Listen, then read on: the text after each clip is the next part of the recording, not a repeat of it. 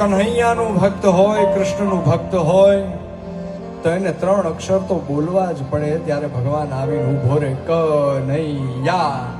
કનૈયા બોલે ત્યાં ત્રીજો અક્ષર પતે નો પતે ત્યાં ભગવાન પોતે આવીને ઉભો રહી જાય.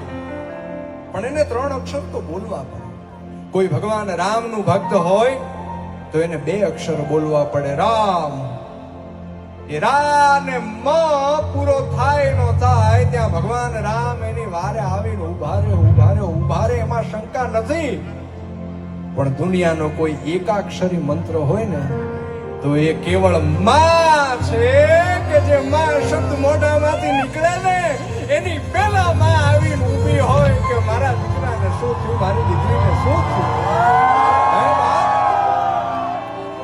કોઈ દુઃખની આડી ઊભી રહી જાય, ગમે એવડી મોટી મુસીબત હોય એની આડી ઊભી રહી જાય. એ મને અને તમને જન્મ દેવા વાળી મારી અને તમારી જનેતા છે, માં છે.